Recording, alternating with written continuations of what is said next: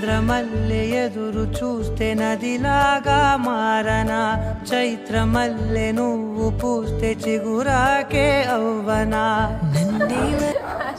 మర్చిపోలేదు, ఎక్స్పెక్ట్ కూడా చేయలేదు, అనుకోని సర్ప్రైజ్